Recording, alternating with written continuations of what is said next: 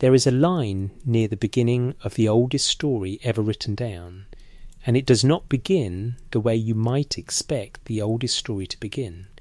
It does not open with a god, or a war, or a creation. It opens with a wall. Climb Uruk's wall, the text says. Walk back and forth on it, survey its foundations, examine the brickwork. Were its bricks not fired in an oven? Did the 7 sages not lay its foundations? That is the prologue to the Epic of Gilgamesh.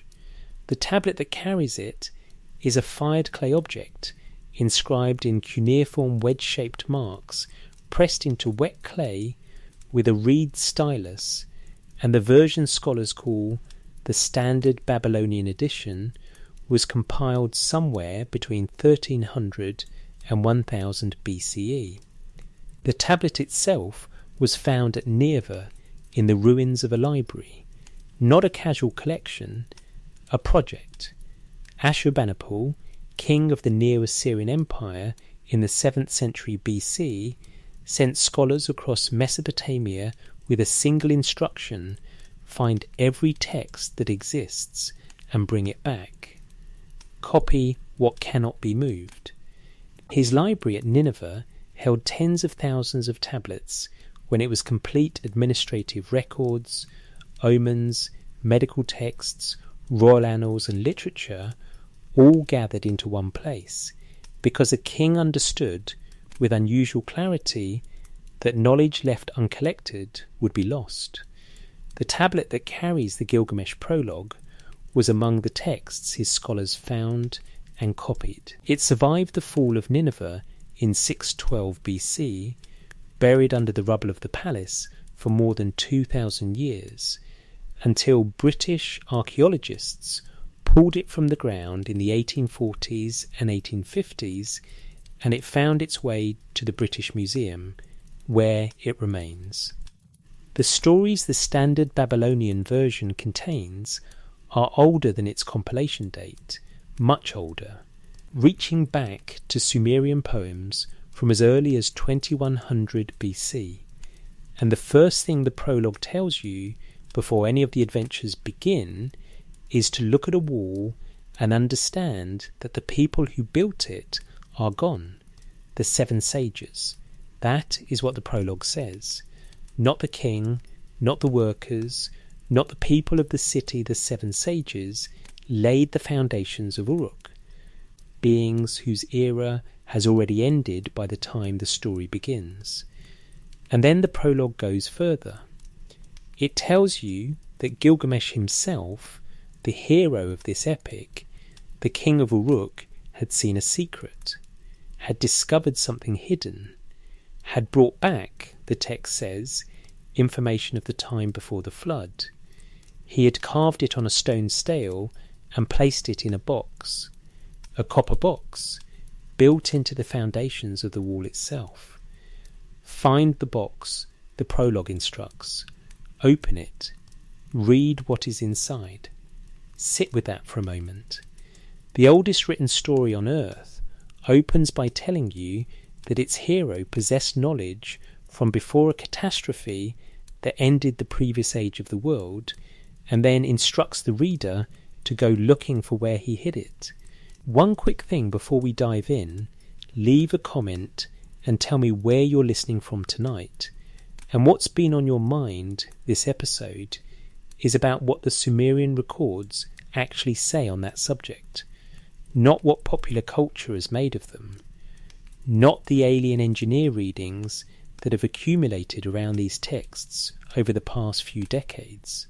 Beginning with Zechariah Sitchin's work in the 1970s, readings that mainstream cuneiform scholarship has consistently found unsupported in the actual tablets, where the Anunnaki are not extraterrestrials, but a collective designation for the highest gods in the Mesopotamian pantheon, beings whose documented function is to decide the fates of humans and cities. That framing belongs to popular culture, not to Assyriology. The tablets say something different, and in some ways, What the tablets actually say is harder to set aside than any alien hypothesis. What the Sumerian records describe, across multiple texts spanning thousands of years of Mesopotamian civilization, is a world in which the knowledge that underlies civilization was never fully given to human beings in the first place. A world in which the highest wisdom was held outside of humanity's divine property, stored in specific locations, tended by specific beings, and in which the access humanity did have was structured, partial, and subject to divine decision. They describe a break, a flood that marked the end of one kind of world and the beginning of a lesser one. They name, specifically and individually, the beings who held the highest knowledge before that break. They record, in a text that survived nearly 3,000 years, the moment when the god Marduk explicitly sent those beings away and said they were not coming back. This is not a fringe interpretation. It is what the texts say. The Gilgamesh prologue establishes the frame for everything this episode will cover. Gilgamesh knew about the pre-flood world. He sought the man who survived it, Utnapishtim, the Sumerian flood hero, the keeper of the last thread connecting the two ages. He crossed the waters of death to reach him, and what Utnapishtim told him, he wrote down and buried in a wall. The prologue is explicit that this knowledge exists, that it is precious, that it is hidden, and that it is about the world before the flood. Everything else in these records fills in what that world was. The interest here is not in what these texts might be made to say by someone who wants them to confirm a prior belief. The interest is in the anxiety inside them, the specific, careful anxiety of a civilization that looked at its own origins and concluded that it was living in the aftermath of something it could not fully understand or recover. The Sumerians invented writing. They built the first cities. They developed the first legal codes, the first formal education system, the first recorded literature. And in that literature, consistently and across centuries of copying and recopying, they describe themselves as the inheritors of a diminished world. That is the question this episode asks. Not whether something was installed, but whether the people who wrote these tablets believed that the fullness of what civilization could be had already been decided, already been given, and already been taken back. Whether they understood themselves as living inside a structure they had not built and could not see the edges of. The Gilgamesh prologue ends where it begins, at the wall. Look at it, the text says. Feel the fired bricks. The 7 sages built this. They are not here anymore, but what they made is still standing. That is where we start. Before the 7 sages, before Gilgamesh, before the flood that divided one world from another, there was a belief about where civilization came from. Not a vague sense that the gods had something to do with it. A specific, detailed, enumerated belief recorded on clay tablets and held by the people of ancient Sumer with the same matter-of-fact certainty that we might hold about the laws of physics. Civilization did not grow from human effort.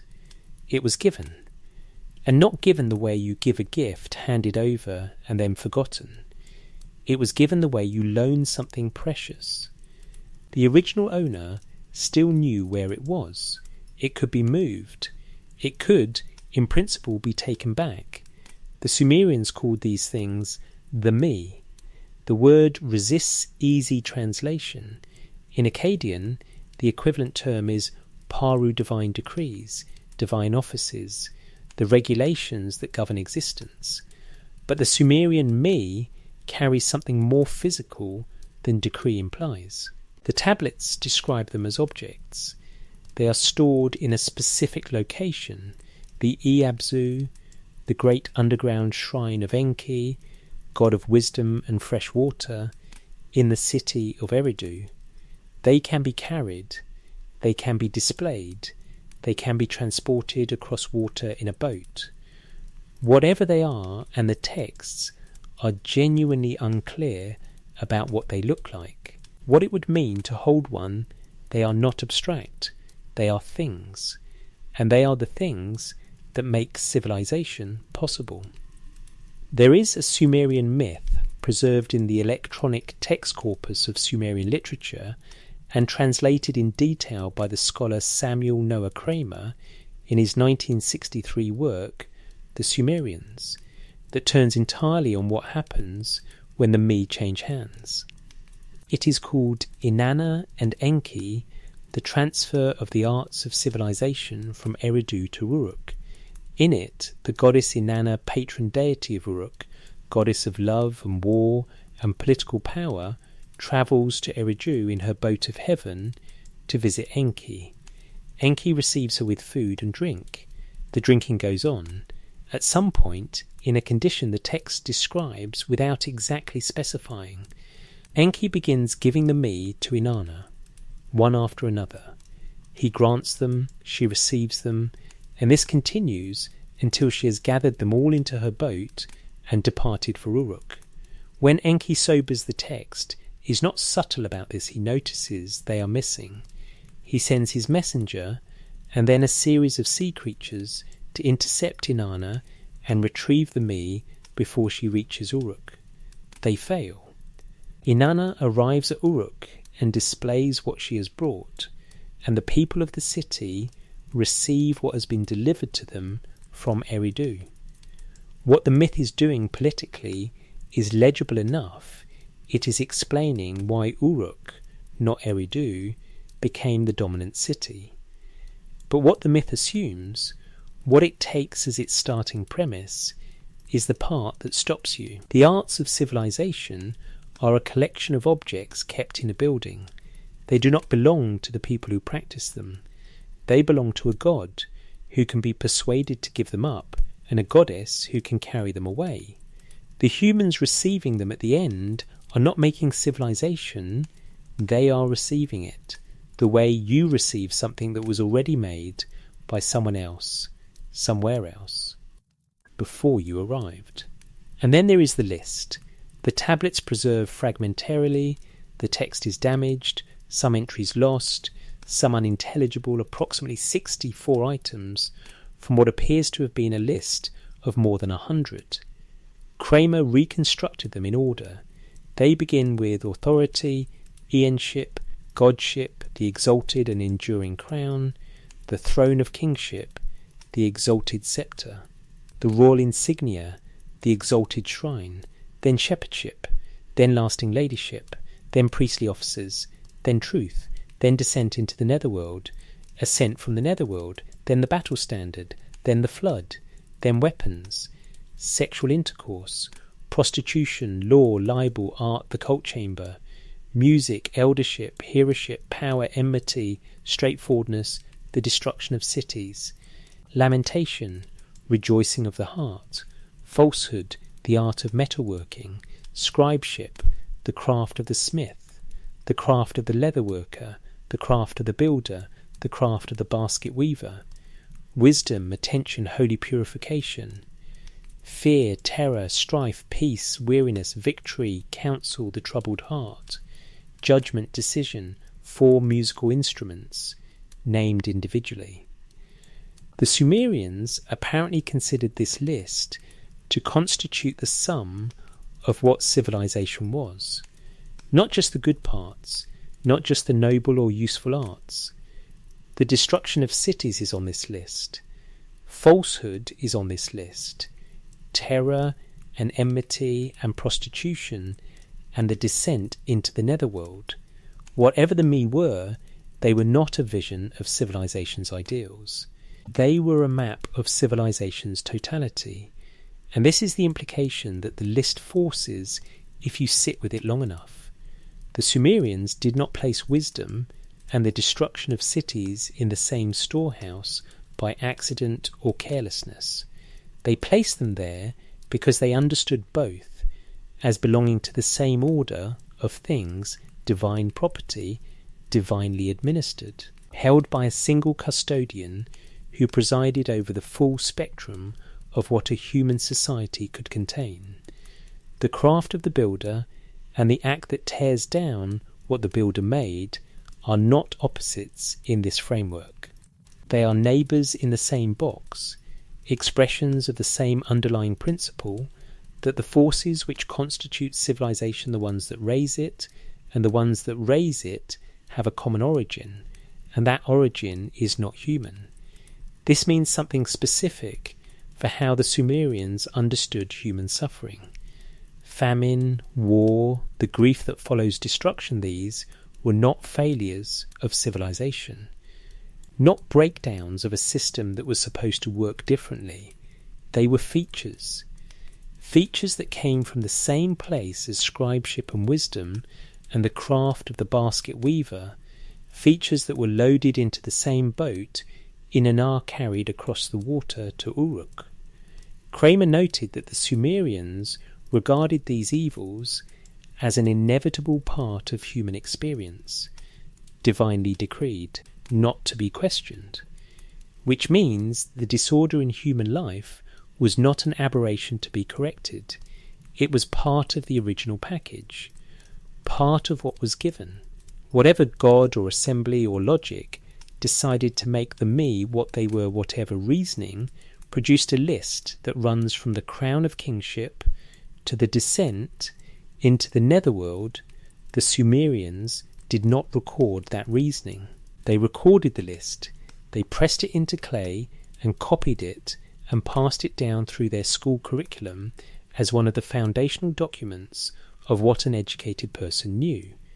The list is presented without apology and without clarification. Enki's reaching hands somewhere behind Inanna's boat, falling short of what was already gone. What this establishes before the flood, before the sages, before anything, is the Sumerian understanding of where civilization lived, not in people, not in accumulated effort or transmitted skill or cultural memory, in a place, in things held by a god who could be convinced to part with them on a night when the wine was flowing.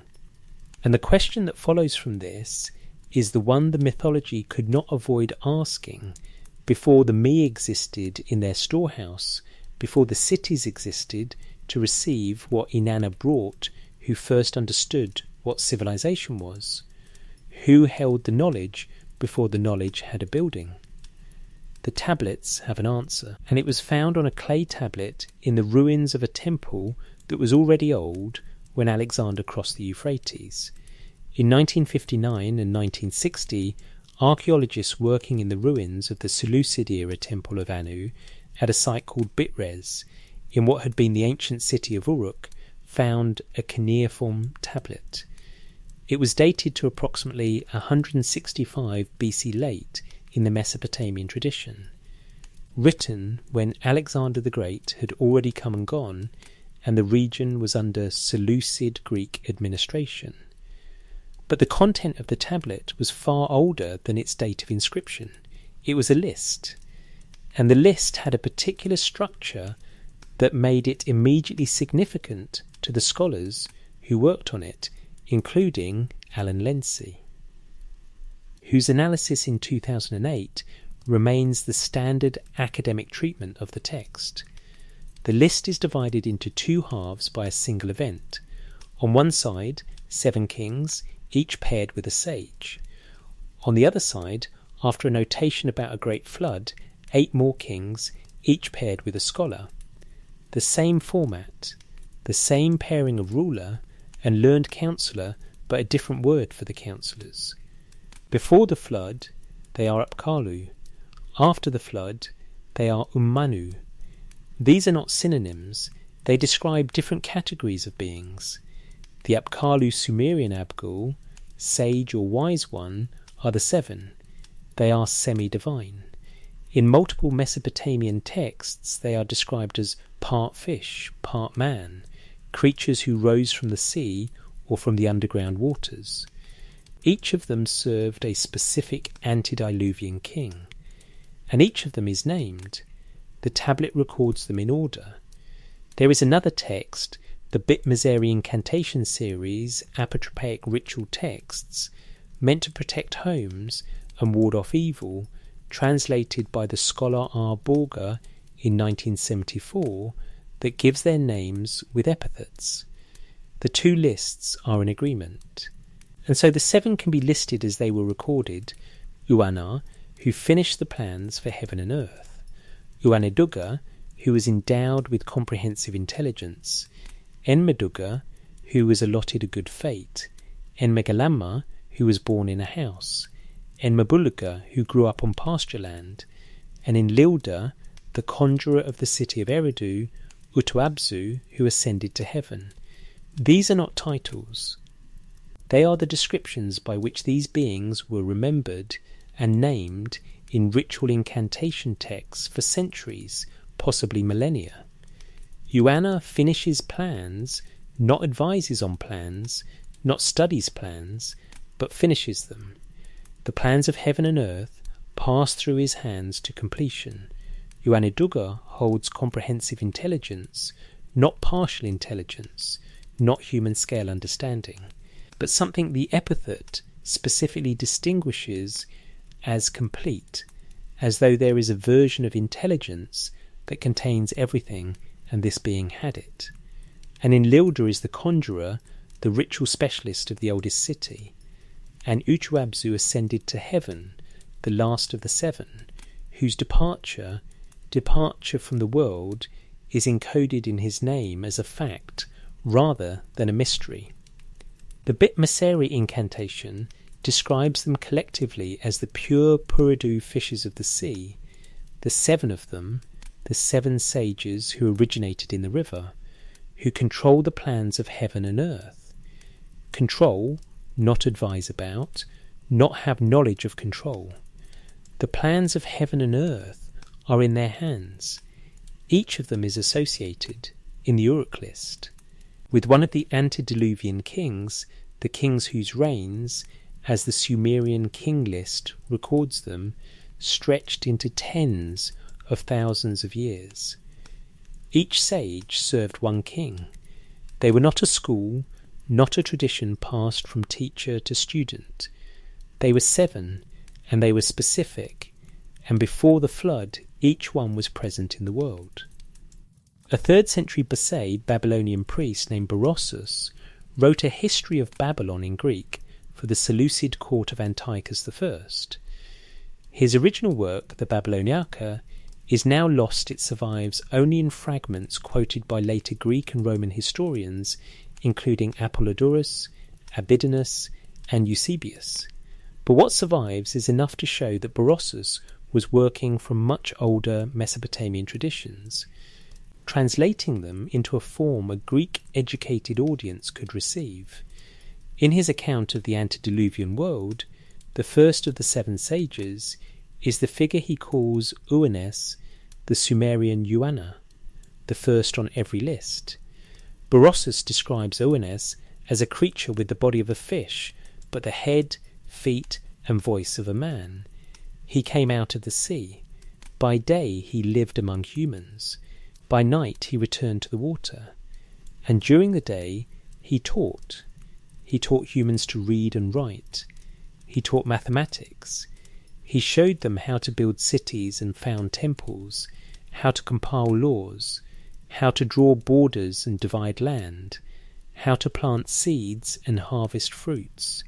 He explained the principles of geometrical knowledge. He described the creation of the world. And then Berossus writes the sentence that stops everything. From that time, so universal were his instructions, nothing has been added material by way of improvement. Nothing added by way of improvement. Read that again and let it settle. Berossus is not describing what Oannes taught as impressive or foundational in the way we might call Newton foundational meaning that others built on what he began. He is saying the opposite. He is saying that since Oannes taught what he taught, no human being has materially advanced on what was given. Everything humans know about how to build a civilization, they received from a fishman who came out of the sea before the flood, and everything since has been, at best, elaboration on what was already complete. The sentence sits there in the fragments of Berossus and does not explain itself. It does not invite debate or offer a qualifier. It is a statement of fact as the Babylonian priestly tradition understood it, a tradition reaching back thousands of years before Berossus committed it to Greek, through hundreds of years of scribal copying, through the Assyrian libraries and the old Babylonian schools and the Sumerian tablet houses where students press the same stories into clay generation after generation. Berossus also records that after Oannes, 5 more beings of the same kind appeared at intervals before the flood. 6 of the 7, named and accounted for across the fragments. Each came from the sea, each taught, each returned to the water when the day ended. The structure the Uruk list encodes 7 beings, 7 kings. 7 distinct presences in the antediluvian world is confirmed in a source that was translating these traditions for an entirely different cultural audience, without any apparent knowledge of the Uruk list itself. 2 independent branches of the same ancient record, agreeing on the number, the form, and the function. 7 sages. Before the flood, and then the flood came, and they were not there anymore. There is an object in the Ashmolean Museum in Oxford, a 4-sided clay prism, approximately 20 centimetres tall, inscribed on all 4 faces with columns of cuneiform text.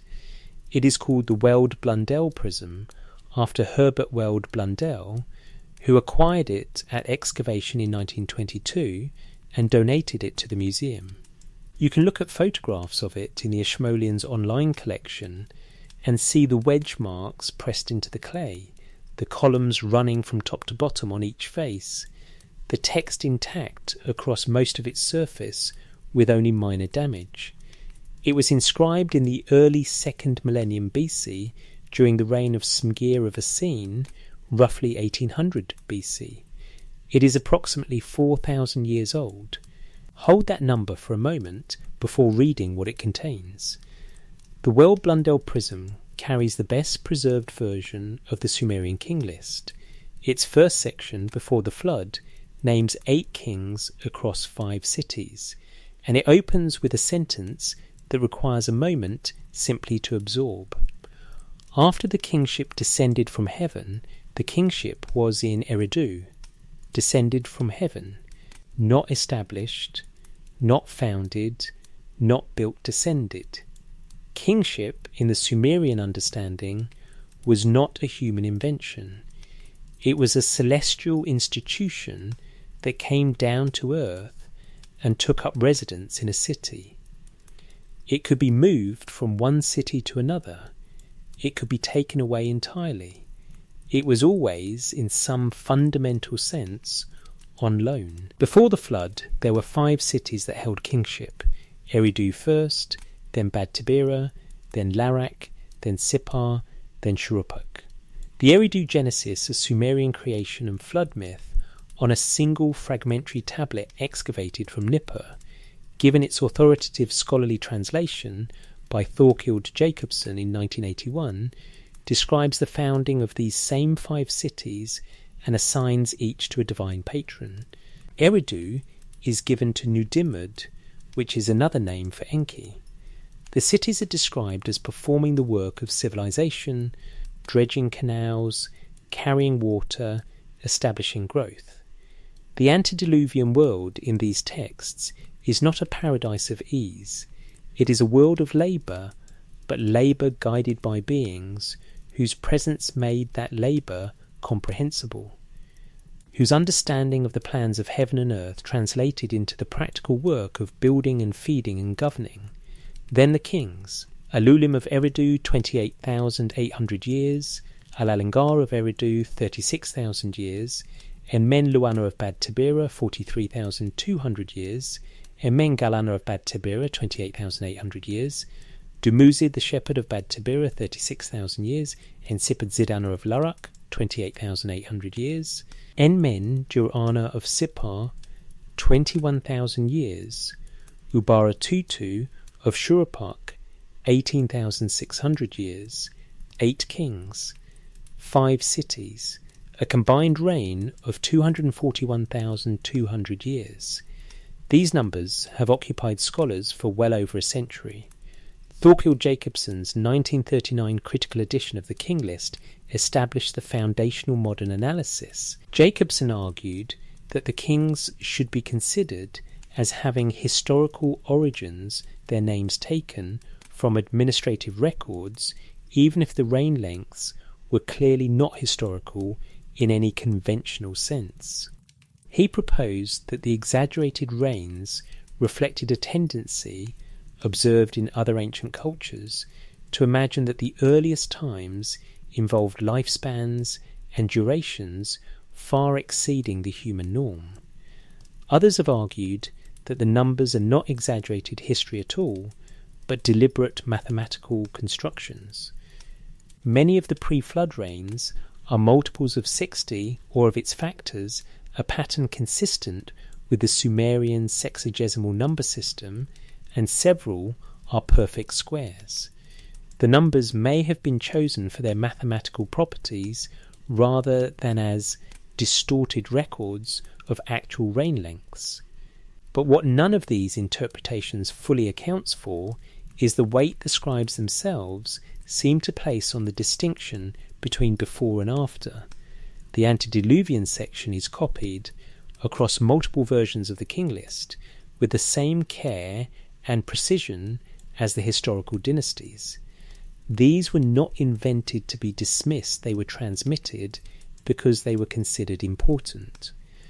Because the people copying them understood that there was a world before the flood that required documentation, even if that documentation was mythological in character. And then, in the middle of segment 4's entry on Etana, the prism pauses on something remarkable. Etana, king of Kish, is described as the man who ascended to heaven and consolidated all the foreign countries. The list gives him 1,560 years. There is a separate Akkadian myth of Etana, a king who rides an eagle into the sky in search of the plant of birth, seeking something the earth no longer naturally provides. The myth describes his ascent in terms that slow down and become almost vertiginous.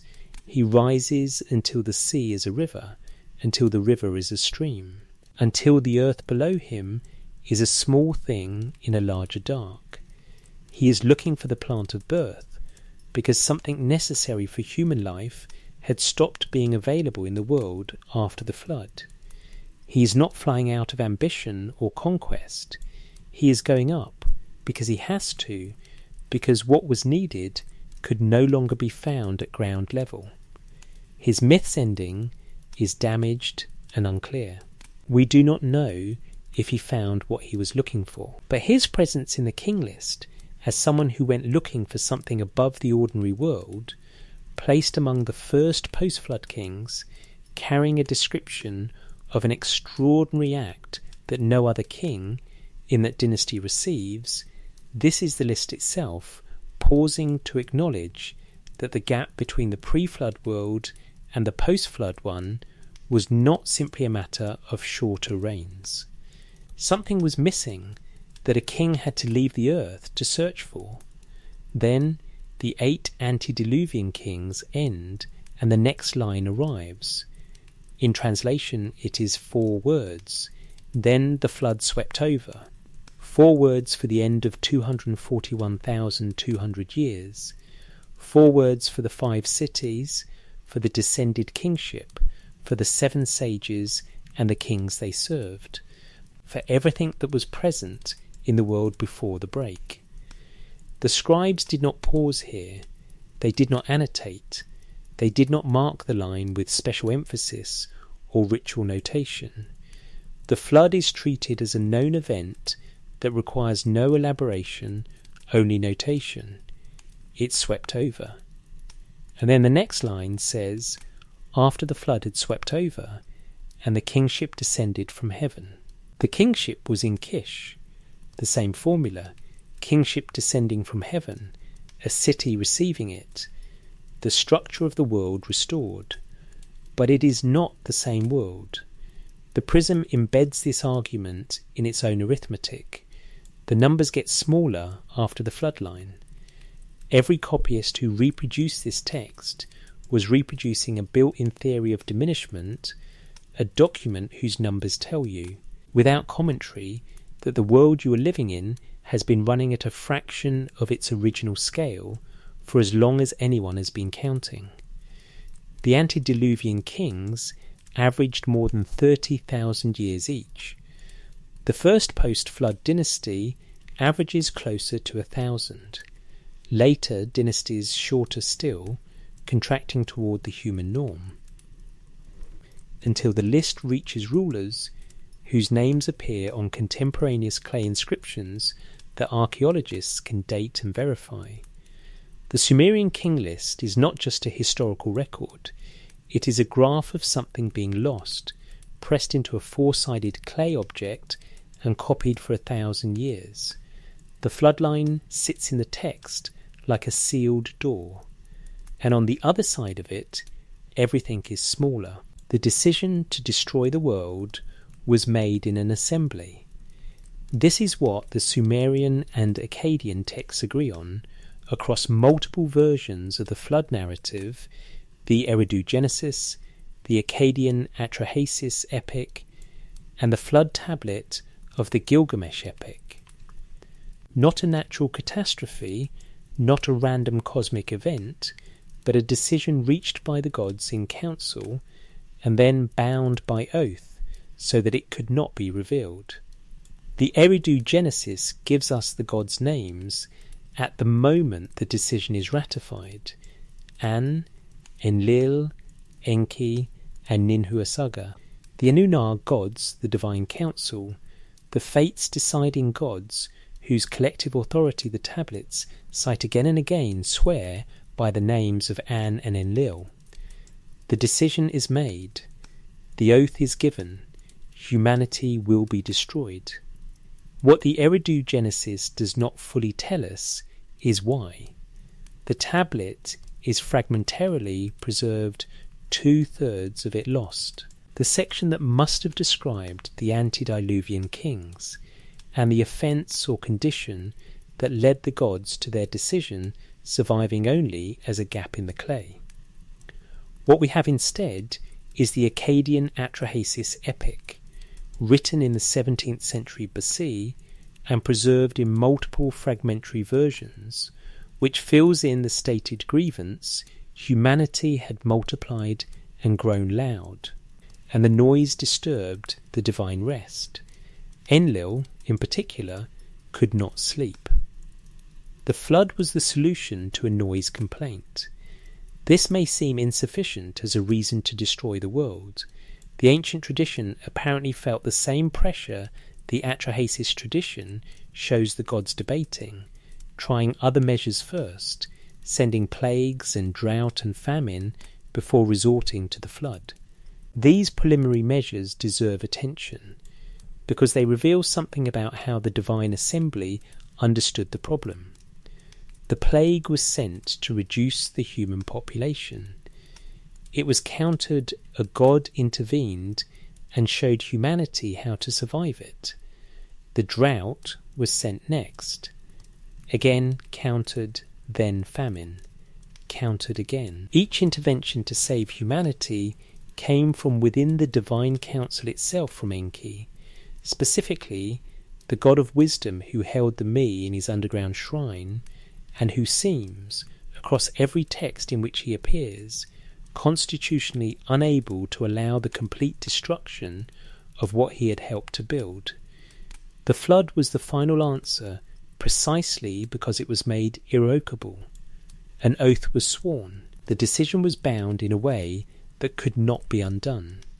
Whatever Enki's sympathies, whatever his instinct to find the loophole, the assembly had finally constructed a decision that even the God of wisdom could not simply dissolve. What the Eridu Genesis gives us, that the Atrahasis epic does not, in quite the same register, is the figure of Ziusudra king and lustration priest of Shuruppak, the last of the 5 antediluvian cities, and the specific mechanics of how he learned what the gods had decided. He was a seer. He waited beside a sacred construction, day after day, in a posture of attentiveness that the text describes with unusual care. And then something came to him. The text says something that was not a dream. A presence at the threshold between waking and sleep, and he heard a voice. The voice told him to come closer, to stand at the wall. And then Enki spoke to him from the other side of it.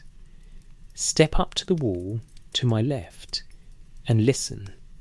Let me speak a word to you at the wall, and may you grasp what I say. May you heed my advice. By our hand a flood will sweep over the cities of the half-bushel baskets and the country. The decision that mankind is to be destroyed has been made. A verdict, a command of the assembly, cannot be revoked. Enki is bound by the oath the gods swore. He cannot tell a human being what the assembly decided. He can speak to a wall. And if someone is standing close enough to hear, that is not his doing. The oldest loophole in recorded literature, a god of wisdom finding the narrowest possible path between loyalty to the divine council and the preservation of the one man he chooses not to lose. The flood comes, 7 days and 7 nights of evil winds gathered into one, the cities of the half-bushel baskets swept over. Then the sun, Ziusudra drilling an opening in the boat, the light coming in. When the surviving text picks up again, Ziusudra is standing before Anun-Enlil, after whatever negotiation Enki conducted to calm the divine anger at finding survivors. And the closing lines are an act of formal acknowledgement. Anun-Enlil, after honouring him, were granting life like a god's, were making lasting breath of life, like a god's, descend into him. That day they made Ziusudra, preserver, as king of the small animals and the seed of mankind, live toward the east over the mountains of Dilmun. And here is where segment 5 must pause and sit with what has just been described, because it is stranger than it first appears. Ziusudra survives. He is granted divine life immortality, or something close enough that the text uses the same language for it, and he is placed in Dilmun, a mythological region of the Sumerian world associated with purity and the origins of things, somewhere at the edge of the known world. He is preserved. He is immortal. He carries the full memory of the world before the flood, including what was in it, including what it was like when the 7 sages were still present and the Mi were in their storehouse and the kingship had not yet been diminished. And he is unreachable, not dead, not gone, alive at the edge of the world, holding the continuous thread between the 2 ages in his hands. The gods did not destroy what he knew. They preserved it carefully at the exact distance that makes it functionally inaccessible. He is neither here nor gone. He is kept the way you keep something that is too important to destroy and too dangerous to return. The flood survivor is not a relic of the past. He is the past, still living, held at arm's length from everything that came after him. The knowledge crosses the flood in one vessel, and the vessel is taken away to Dilmun, and the gods call this an honour, and the clay records it without irony, and the world after the flood proceeds without him. I made those Ulmanas go down to the Apsu, and I said they were not to come back up. That is Marduk speaking. The line is from the Poem of Error, an Akkadian text whose most complete version dates to approximately the 8th or 7th century BC. The line is Tablet 1, line 147, in the standard scholarly enumeration. Marduk says it in the context of explaining why he has been absent from his duties, why the world has been left without his full attention, why Error, the god of plague and violent death, has been able to spread destruction across the land. To understand why this passage matters, you need to understand what the Poem of Error is about. Error is not simply a god of war. He is the god of break down the divine principle of things falling apart, of the order that holds cities and harvests and civilizations together becoming undone. The poem is about what happens when Marduk, the god responsible for maintaining that order, steps away from his post. Error persuades him to leave or distracts him, and in Marduk's absence, the violence that Error embodies spreads without check. Cities are destroyed. People die in ways that are arbitrary and overwhelming. The poem is Mesopotamian civilization's account of why the world periodically loses its coherence, and the answer it gives is not human failure. It is divine absence. And the reason for divine absence, in Marduk's own account, is that the beings who used to help him sustain the order of creation are gone. He sent them away. He told them not to return. Then, on Tablet 2, line 162, Marduk speaks again. He is lamenting, and the lament takes the form of a question: where are the 7 Apkallu of the Apsu, the pure Puradu fishes, who, like their lord Ea, are perfect in lofty wisdom, who can make my body holy? Where are they? The question is, rhetorical Marduk knows where they are, because he put them there. But the form of the question is grief. Something has been lost that is needed and cannot be retrieved. The beings who were perfect in lofty wisdom, that phrase deserves attention. Not wise, not learned, not skilled. Perfect in lofty wisdom. As though there is a grade of understanding that exists above what the post-flood world contains, a completeness of comprehension that the Apkallu held, and that nothing in the current world replicates. The Umanu, the human scholars of the post-flood tradition, are learned. They study, they advise kings, they practice the arts of divination and ritual with genuine skill. But perfect in lofty wisdom is a different category, and the text is explicit that it is a category the post-flood world is operating without. The Poem of Error was one of the most widely copied literary works in the later Mesopotamian tradition. Copies have been found at multiple sites across Mesopotamia, and the text was apparently considered important enough to reproduce across centuries. The lines about the Apkallu are not a footnote or a mythological aside, they are the engine of the poem's explanation for why the world is the way it is. Things are this bad, Marduk is saying, because the beings who used to help me sustain order are not here anymore. Divine order requires support that no longer exists in the world above. Now return to the Uruk list. Before the flood, 7 kings, 7 Apkallu, each sage paired with a king, each sage carrying an epithet comprehensive intelligence, finishing the plans of heaven and earth, controlling the plans of heaven and earth. After the flood, the notation about the deluge, and then a different pairing. The post-flood sages are called Umanu, human scholars, not semi-divine, not creatures from the sea. Men who studied and were learned and served their kings as the Apkallu had served theirs in form, not in kind. Alan Lindsay's analysis of the Uruk list notes that the text is explicitly designed to connect real historical kings with mythological kingship and real human scholars with the divine Apkallu, a retroactive claim of intellectual descent, an attempt by later scholars to trace their lineage back through the flood to the beings who first held the knowledge. The attempt itself acknowledges the break. You don't reach back to establish continuity unless the continuity was broken.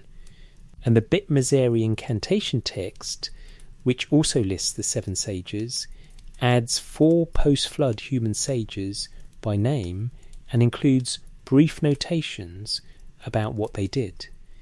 These notations are worth reading closely because they are nothing like the epithets of the 7. The first post-flood human sage, Nungal Pirigoldum, is described as having caused the goddess Inanna to descend from heaven into a sanctuary. The second, Pirigol Nungal, angered the god Ishku in heaven, so that he allowed neither rain nor growth in the land for 3 years. 3 years without rain, without growth. A sage who, in the exercise of whatever knowledge he held, managed to anger a god badly enough to bring a famine. The third, Pirigalubzu, hung his seal on a goatfish, and thereby angered the god Enki in the freshwater sea, so that a fuller struck him dead with his own seal. Struck dead with his own seal. For angering Enki. These are not the beings who finished the plans of heaven and earth. These are men who made mistakes, who overreached, who provoked divine anger with their ritual actions, and paid for it in ways the text records with the same calm neutrality it uses to record everything else. The contrast with the antediluvian Apkallu is not stated. The Bit Mazeri text does not editorialize. It simply lists them in the same format, one after another. And the difference is there for whoever reads it to notice. Uana, who finished the plans for heaven and earth. Uanaduga, who was endowed with comprehensive intelligence. Then the flood. Then Pirigol Nungal, who brought 3 years of famine. The categories have changed. The beings who controlled the plans of heaven and earth went into the Apsu and were told not to return. What remained was human effort, human knowledge, human error, and the long diminishing record of what that looked like in practice. Marduk's question hangs over all of it. Where are they? He knows. They are in the waters, beneath the world, waiting in the place they were sent, and the world above is managing without them. Turn the world Blundell prism to its next face. Before you read the columns of text on it, hold the object in your mind for a moment as a physical thing. It is roughly the size of a large candle 4-sided, slightly tapered, inscribed on every face with columns of wedge marks running from top to bottom. The clay it is made from was pressed and shaped and inscribed while wet, then dried or fired until the marks became permanent. Someone handled this object approximately 4,000 years ago and pressed every mark you can see in the photographs at the Ashmolean. The text did not come from a printing press or a digital file. It came from a hand holding a reed, working through a list that the scribe had been trained in a formal school to copy correctly. The errors are there where the scribe made them. The corrections are there too where someone noticed. This is not a transcription of ancient material. It is the ancient material sitting in a museum in Oxford, available to anyone who wants to go look at it. The floodline is behind you now. The 8 antediluvian kings with their 241,200 years are in the past. The world has been swept over and reset, and the prism continues without pause. After the flood had swept over and the kingship descended from heaven, the kingship was in Kish.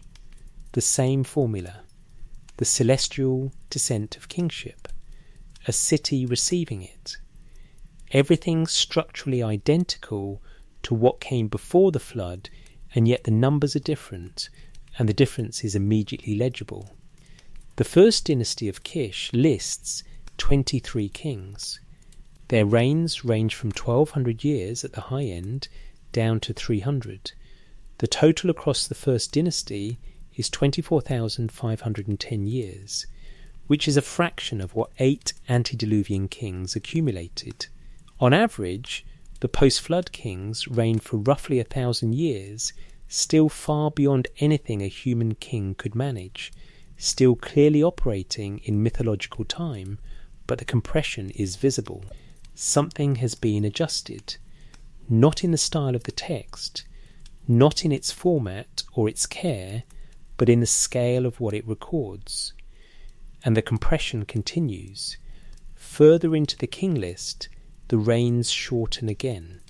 The reign lengths decrease across dynasty after dynasty, not uniformly, not without individual variation, but the trend is consistent.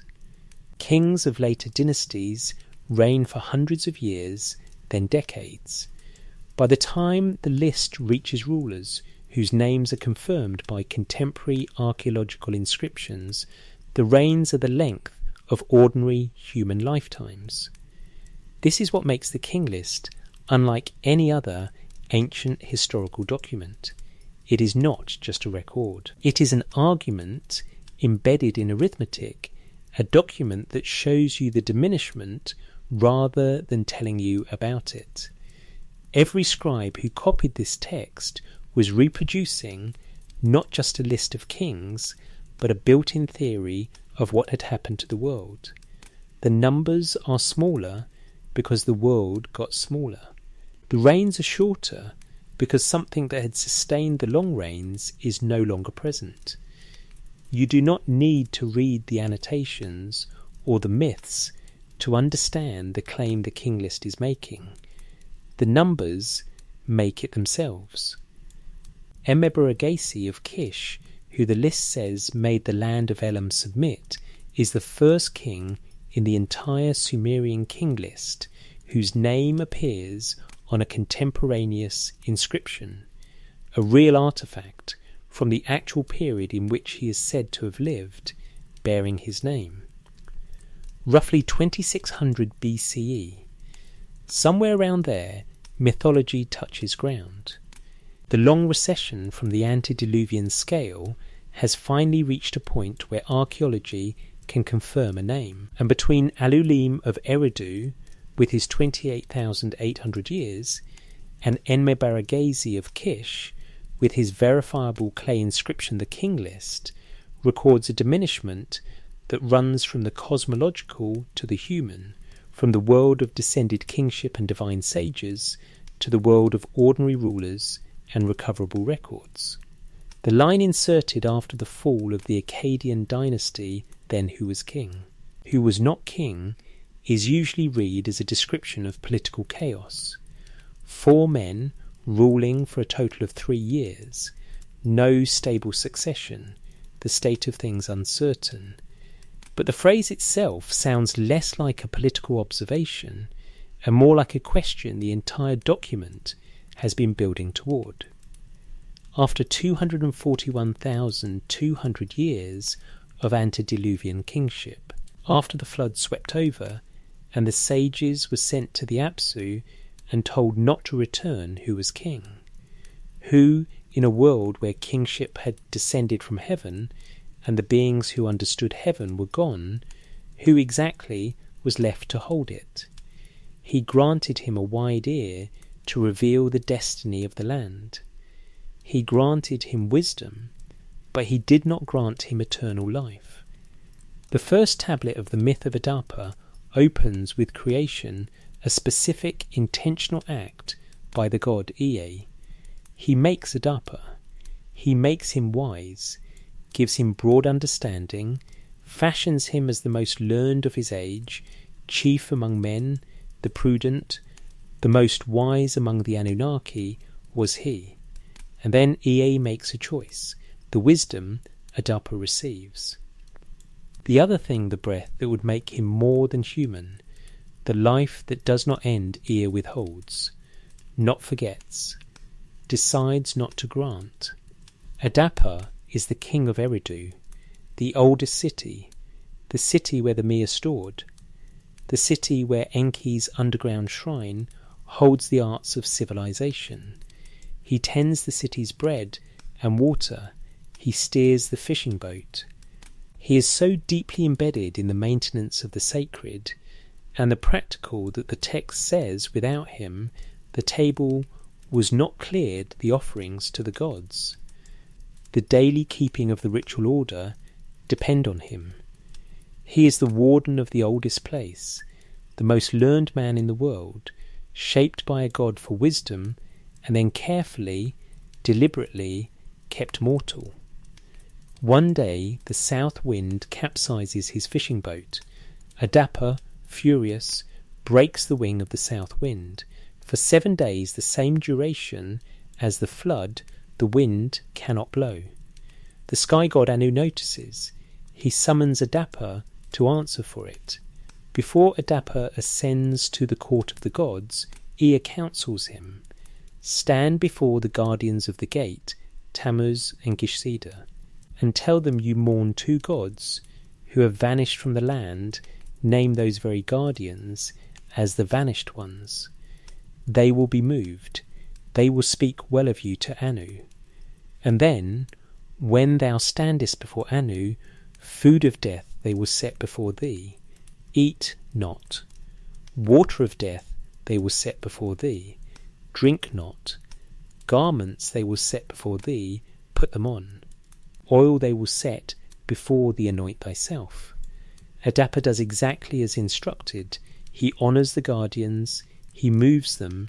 He comes before Anu. And Anu, after hearing his explanation, after understanding why the south wind stopped, does not bring food of death. What Anu brings to the table is something else entirely. The second tablet records it directly. What can we do with him? Food of life bring him, that he may eat. Food of life. The food and water of eternal life are set before Adapa, and Adapa, following the counsel of the God who made him, refuses them. He does not eat. He does not drink. He puts on the garments and anoints himself with the oil as he was told, and he does not touch what was set before him to make him immortal. Anu looks at him in something that reads, across the distance of 3,000 years, remarkably like bewilderment. Come, Adapa, why hast thou not eaten, not drunken? Now thou shalt not live. And then Anu asks a question that makes this myth more than a story about a missed meal. Why has Ea revealed to impure mankind the heart of heaven and earth? Anu is not angry. He is genuinely puzzled. He is asking why Ea bothered, why Ea created someone with the heart of heaven and earth inside him, with the broad understanding of divine order, and then arranged for that person to be kept mortal.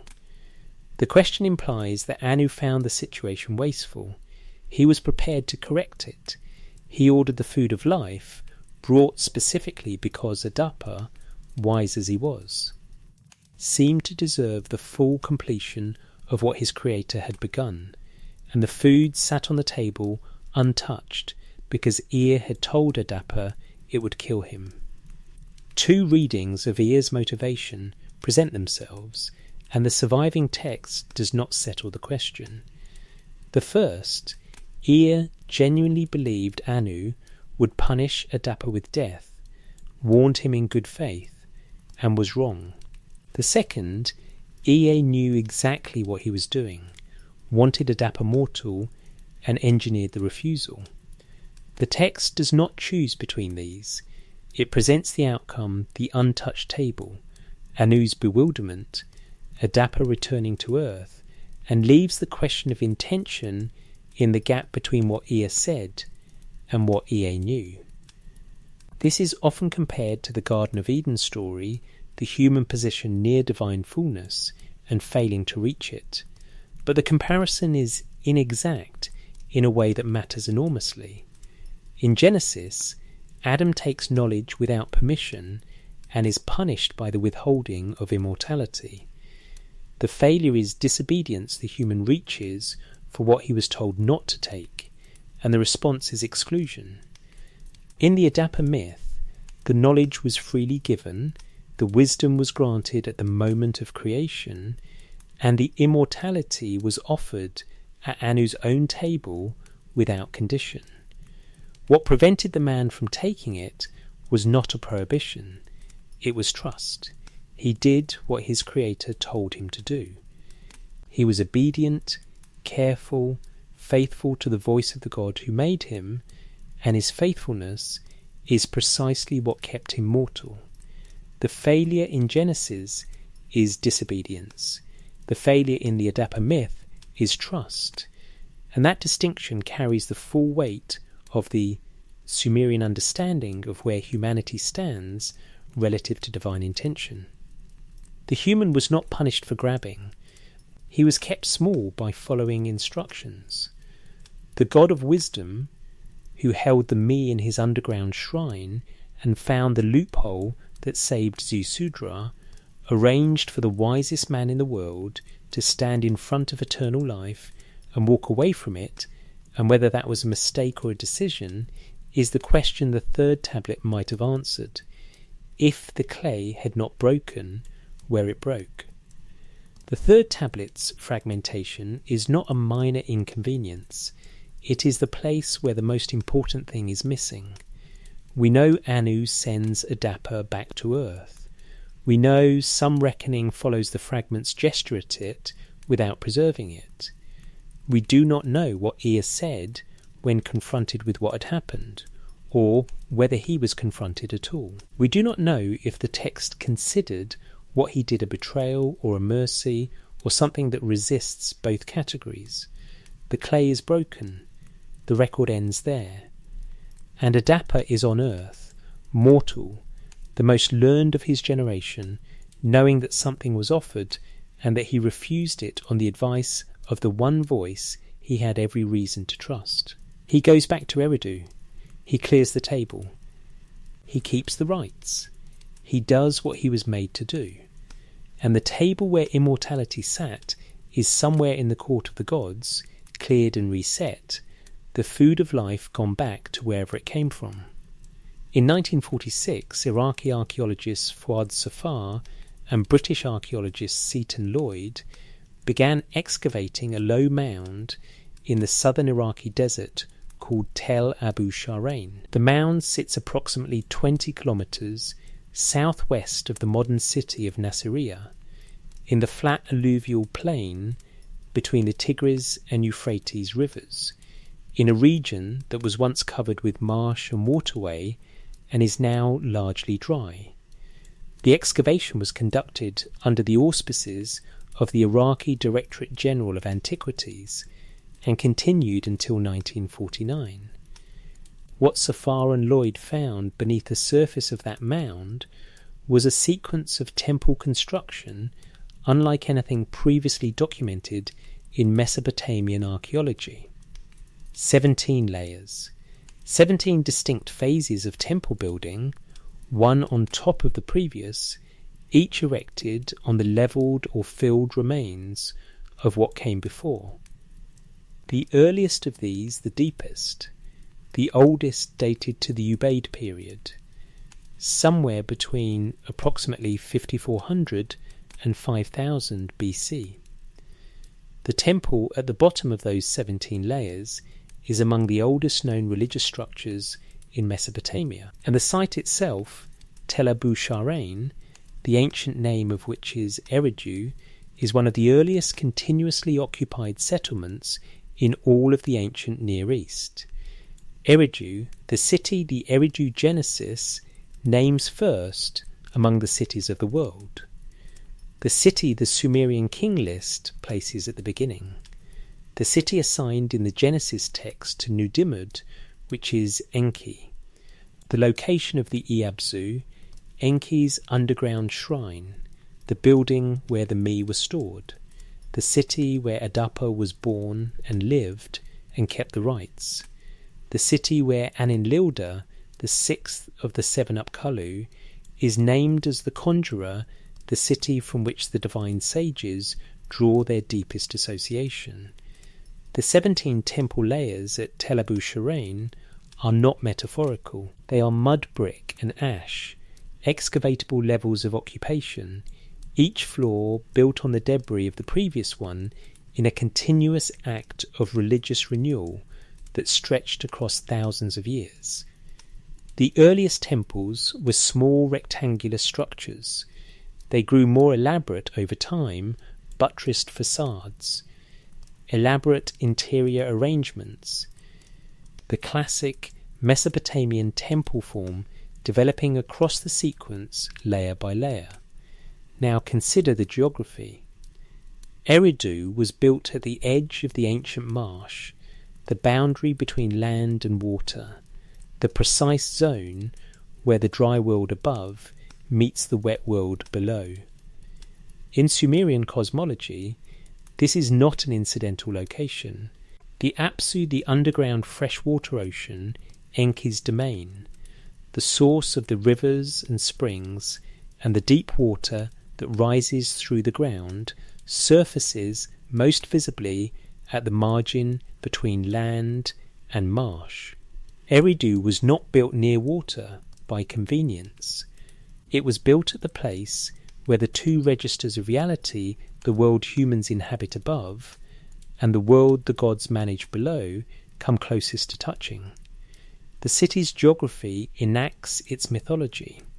The Iabzu is not just a building near the water, it is the point of contact, the place on the surface of the earth that reaches down into the deep, where the Me are kept, and the Apkallu now reside. This is why the continuity of the site matters so much.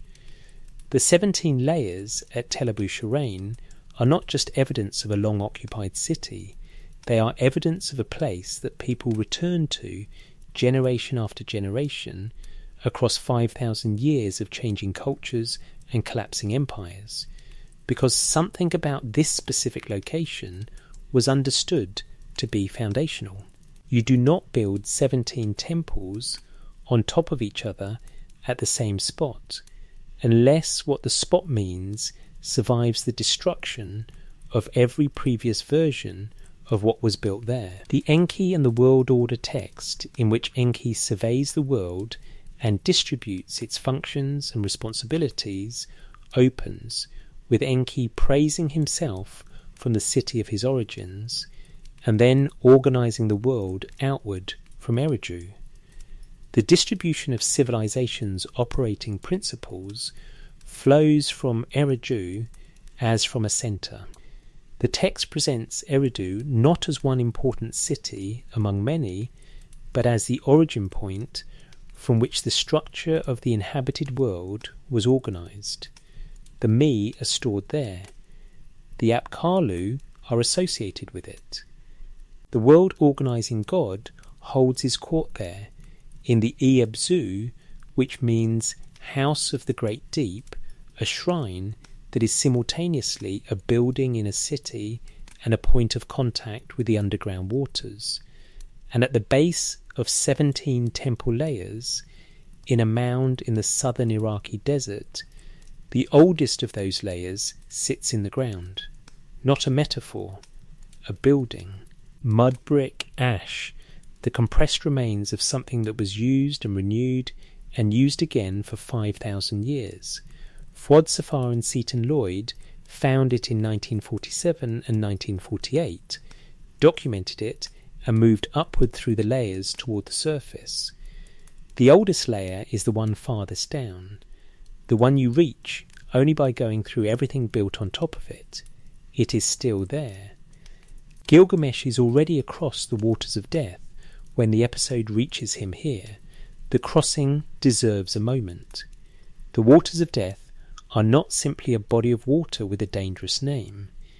In the mythology of the Gilgamesh epic, they are a boundary with physical properties waters that kill anything they touch. The only way to cross them without dying is to use punting poles that you push against the bottom and then discard, never letting the water contact the boat or the person in it. When Gilgamesh arrives at the shore, he needs 300 poles for the crossing, because each pole can only be used once before it must be abandoned. The crossing is a one-way logic. You cannot go back the way you came, because each tool of passage is used up and gone. The mechanics of the crossing are already doing what the whole journey does, placing the destination at the exact edge of what is reachable, in a space where the ordinary rules of going and returning do not apply. His boatman, Urshanabi, makes it possible, and behind Gilgamesh, on the near shore, is everything that brought him here: the cedar forest, the death of Enkidu, the sight of his closest companion's body, and the realization arriving for the first time in a life lived from the 2/3 divine part of himself, that what happened to Enkidu was going to happen to him. He was 2/3 divine and 1/3 human, the epic tells us. The 1/3 finally made itself visible, and Gilgamesh could not find a way to unmake it. So he went looking for the man who had survived the flood. Utnapishtim lives at the mouth of the rivers, at the place where the waters flow back into the deep.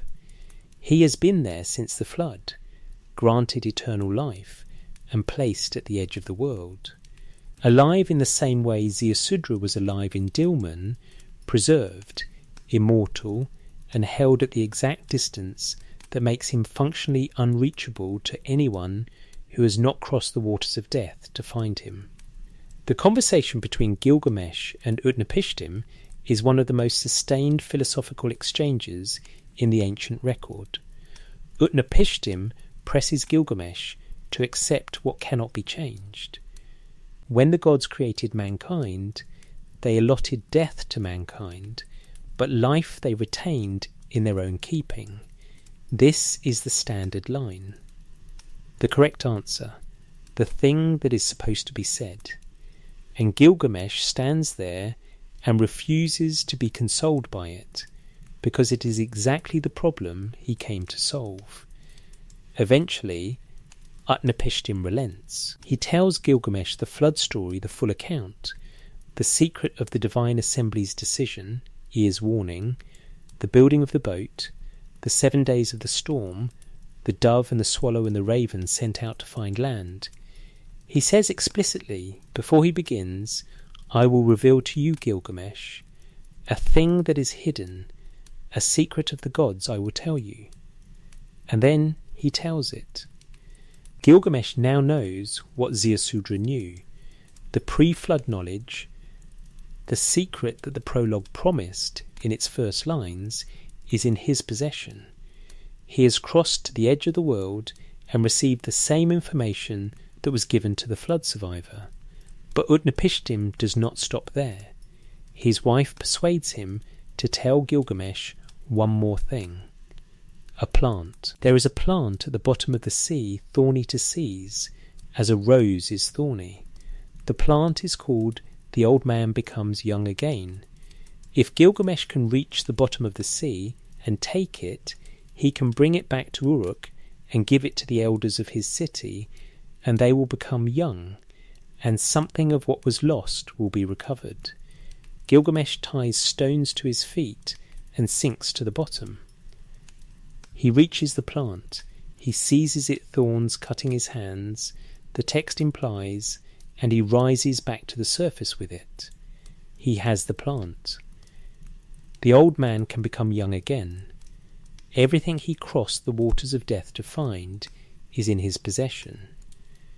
He is heading home to Uruk, carrying in his hands what the pre-flood world contained that the post-flood world does not. On the road back, he stops at a pool of cool water. He sets the plant down on the bank. He washes himself. A serpent comes up from the deep.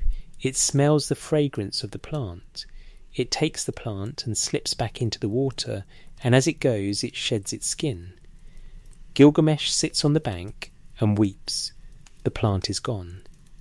The serpent is somewhere in the water below him, unreachable, wearing a new skin. Everything he crossed the waters of death to find, and in the end he is sitting in the dust at the side of a road, empty-handed, watching where the ripples were. He speaks to Urshanabi, for whom, Urshanabi, have my arms grown weary? For whom has my heart's blood been spent? I brought no good thing to myself. The lion of the ground has done me a good turn. The lion of the ground, the snake. He almost makes a joke of it, or tries to. The pain underneath the deflection is audible across 3,000 years. He goes back to Uruk. He takes Urshanabi to the wall the seven sages built, and he says it again, the same instruction from the prologue. Look at the wall. Survey the foundations. Feel the bricks. The wall is still there. The sages built it, and the wall stands. And this is the moment the prologue was always pointing toward Gilgamesh stops being a figure in a story and becomes the author of the box. He writes. He takes everything he found at the edge of the world, everything Utnapishtim told him, everything the crossing cost him, and he turns it into text. He presses it into clay. He places the clay in a lapis lazuli tablet box, locks it, builds the copper box into the foundations of the wall, and inside it now is the pre-flood knowledge, the secret of the gods, the thing Utnapishtim was not supposed to tell, converted into writing, and hidden where the prologue told you to look for it.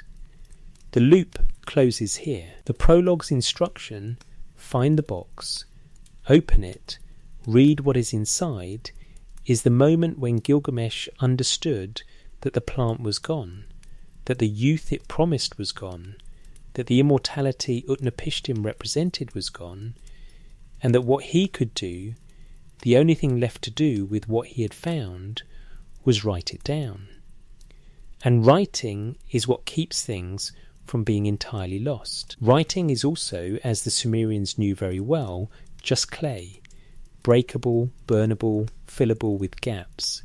But the wall is still standing, and somewhere in its foundations is the box. Find the copper box, open its lock, lift the lid of the lapis lazuli tablet box, read out the labours of Gilgamesh, all that he went through. The prologue of the Epic of Gilgamesh ends with an instruction, not a promise, not a revelation, an instruction. Find the box, open it, read what is inside. Whoever you are, holding this tablet, in whatever year you are holding it, go and look for what Gilgamesh built into the foundations of the wall, and in it you will find what he found, and you will understand what he understood, and you will know what it cost him. The copper box is not there. The scholars who study this text note that the instruction is literary rather than literal, a frame device, establishing the epic's authority by claiming that its content is the primary record, the original document left by the man who lived through everything the poem describes.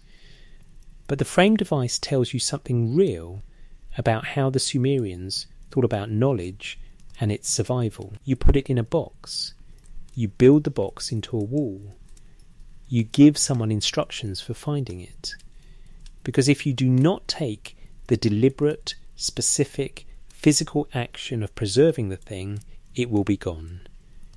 Ashurbanipal understood this in a way that most kings did not. The library at Nineveh was not a prestige project, or not only that. It was an act of the same archival anxiety the script has been tracing through every text in this episode. Ashurbanipal sent scholars across Mesopotamia with instructions to find every tablet that existed and bring it back. Not the important ones, every tablet.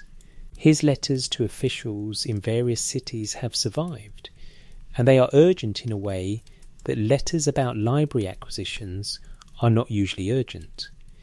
He was a king who had apparently concluded, with unusual clarity, that the knowledge held in scattered temple archives and private collections was not stable, that without deliberate intervention it would be lost to the ordinary entropy of time and conquest and neglect.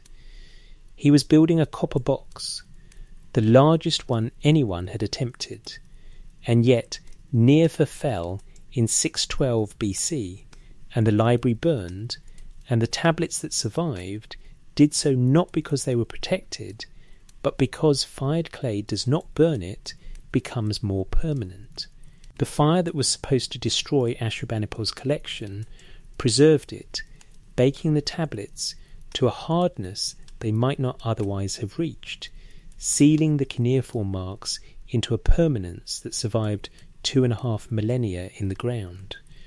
The destruction that was meant to erase everything is part of why we can read what we can read. The E-Dubba was the Sumerian tablet house, the school, the scriptorium. Students trained there for years, copying texts. The curriculum has been partially reconstructed from archaeological evidence and includes exactly the texts this episode has covered. Versions of the Gilgamesh epic, the King List, the hymns to Enki, the flood narratives. These were not historical curiosities to the students copying them, they were the core curriculum, the foundational documents of what an educated person knew. Every trained scribe in Sumer knew the story of the flood and the Apkallu and the Me, not because it was optional enrichment, but because it was what civilization was in the Sumerian understanding. The curriculum was itself a form of the copper box, an institutional structure for keeping the most important things findable. And colophons, the scribal notes at the ends of tablets, name the scribe who made the copy, the city where it was made, sometimes the year, sometimes the condition of the original source. Copied from a damaged original, the tablet is complete. Some colophons carry curses against anyone who alters the text or claims it as their own work. Read those curses and you can hear the specific anxiety underneath them, not the anxiety of someone protecting property, but the anxiety of someone who understands that the text they are copying is the only surviving instance of something irreplaceable, and that a careless copyist or a dishonest one could introduce an error that no one would ever be able to detect, because the original was already damaged, already partial, already a fraction of what it had once been. Every colophon is a human being reaching across time with a reed stylus to say, I was here, I copied this, I was careful, this is what the original said. Most of the tablets are still in the ground. This is a literal statement. Mesopotamian archaeology has excavated a fraction of the sites in modern Iraq, and within excavated sites, a fraction of what the ground contains. More King List fragments will be found. More flood narratives, more hymns to Enki, more scribal exercises in which students press the same stories into clay that had already been pressed into clay 1,000 times before. More colophons naming scribes whose lives we know nothing else about. More broken tablets with gaps that no scholarship can fill, because the missing pieces are dust. Now stand back and take an inventory of where everything is. The Me in the E-Abzu, underground, in the oldest city, at the place where land meets marsh and the surface of the world meets the deep.